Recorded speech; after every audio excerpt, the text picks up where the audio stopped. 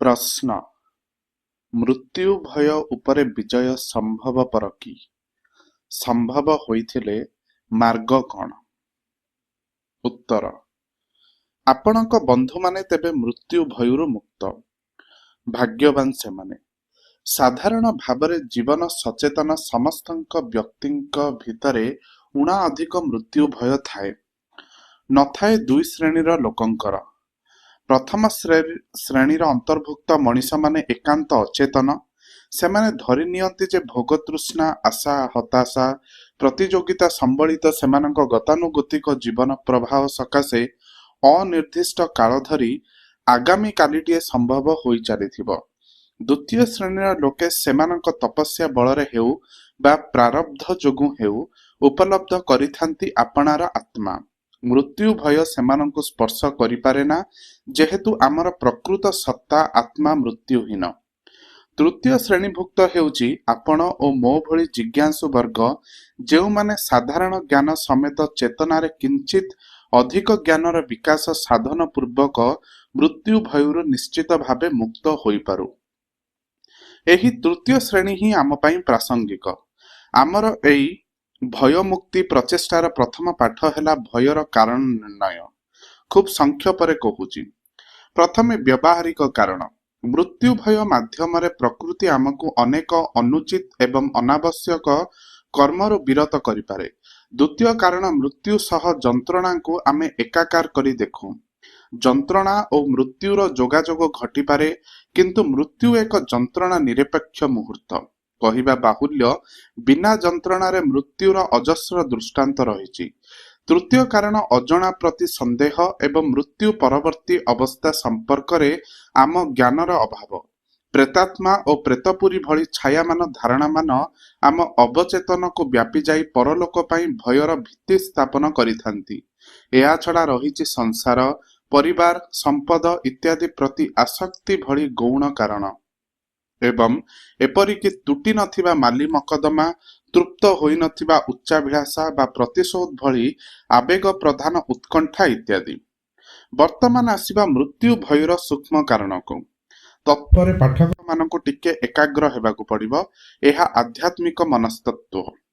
ଆମର ସମସ୍ତ ଦୁର୍ବଳତା ଓ ଦୁର୍ଗୁଣ ଏକ ଏକ ଦିବ୍ୟ ଗୁଣର ବିକୃତି। ଧରନ୍ତୁ ଅହଂର ଉତ୍ସ କଥା। ଭଗବାନ ଏକ ଏବଂ ଅନନ୍ୟ।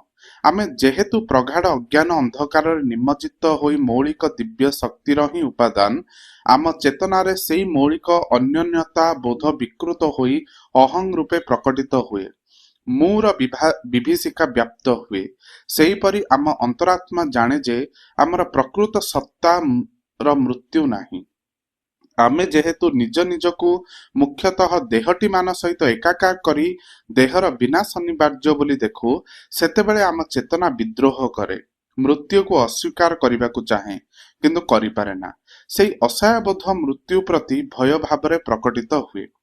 ଆତ୍ମା ଉପଲବ୍ଧ କରିଥିବା ମହାପୁରୁଷମାନଙ୍କୁ ସିନା ମୃତ୍ୟୁ ଭୟ ଦହଗଞ୍ଜ କରେ ନାହିଁ, ଆମେ କେଉଁ ଶକ୍ତି ଦ୍ୱାରା ତାକୁ ଦୂରେଇ ଦେଇପାରିବା? ପ୍ରଥମ ଶକ୍ତି ଆମ ସାଧାରଣ ଜ୍ଞାନ। ମୃତ୍ୟୁ ମୋତେ କାହିଁକି ଭୀତ କରେ? ଯେହେତୁ ମୁଁ ଏ ଜୀବନ ପ୍ରତି ଆସକ୍ତ। ଆମେ ଭୁଲି ଯାଉ ଯେ ଏହି ଯେଉଁ ଜୀବନଟି ପ୍ରତି ଆମେ ଆସକ୍ତ, ଏହା ଏକ ମୃତ୍ୟୁର ହିଁ ଅବଦାନ। ଆମ ପୂର୍ବଜନ୍ମ ଅନ୍ତ କରିଥିଲା ଏକ ମୃତ୍ୟୁ, ଫଳରେ ଆମେ ଯାପନ କରିଛୁ ଚଳିତ ଜୀବନ। ଅତଏବ ମୃତ୍ୟୁ ଗୋଟାଏ ପରିସ୍ଥିତିରୁ ଅନ୍ୟ ଏକ ପରିସ୍ଥିତିକୁ ନେଇଯାଉଥିବା ଦିଗ୍ଦର୍ଶକ। ତାହା ଭୟପ୍ରଦ ହେବାର କାରଣ ନାହିଁ। ସାଧାରଣ ଜ୍ଞାନ ଏହା ମଧ୍ୟ କହୁଛି ଯେ ଆମ ବ୍ୟକ୍ତିତ୍ୱ ମୁଖ୍ୟତଃ ଜଡ଼ ଓ ଚେତନା, ଏହି ଦୁଇ ବିଭବର ସମାବେଶ। ମୃତ୍ୟୁ ଏ ଦୁଇକୁ ଅଲଗା କରିଦିଏ। ଯାହା ବିନିଷ୍ଟ ହୁଏ ତାହା ଜଡ଼ କଳେବର ଏବଂ ସେଇ ବିନିଷ୍ଟକୁ ହିଁ ଆମର ଭୟ। କିନ୍ତୁ ଏ ଜଡ଼ କଳେବର ଯେଉଁ 5 ଉପାଦାନରେ ସମଷ୍ଟି, ସେଗୁଡ଼ିକ ପ୍ରତି ମୃତ୍ୟୁ ପ୍ରଯୁଜ୍ୟ କି?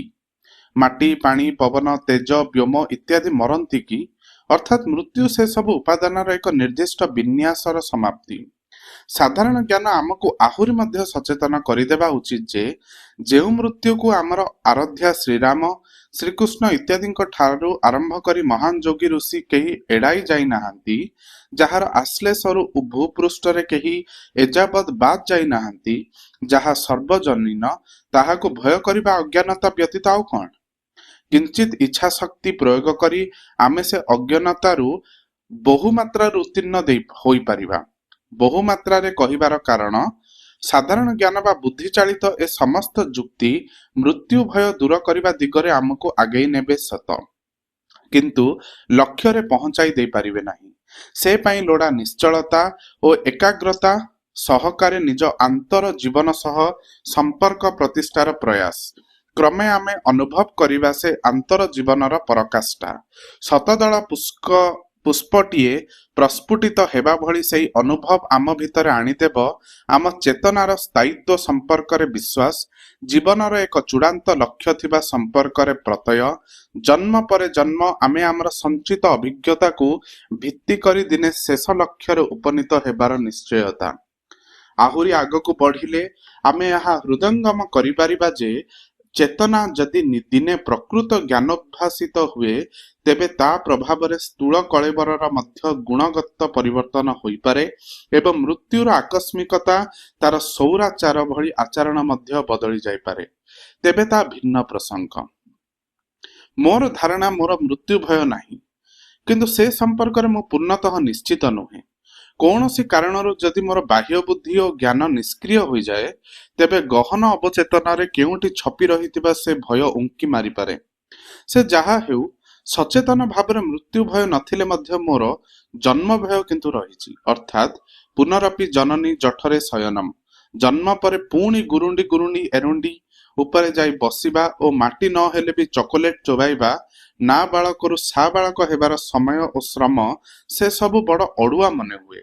ତେବେ ପରେ ପରେ ଏହା ମଧ୍ୟ ବୁଝେ, ଏଭଳି ଭୟ ଅହଂ ଏବଂ ଅଜ୍ଞାନତାରେ ହିଁ ଦୁଷ୍ଟାମୀ। ଯେଉଁ ମହାଶକ୍ତି ମୋ ଜନ୍ମ ଓ ଜୀବନର ହେତୁ, ସେ ଉତ୍ତମ ରୂପେ ଜାଣେ ମୋର ଭବିତବ୍ୟ।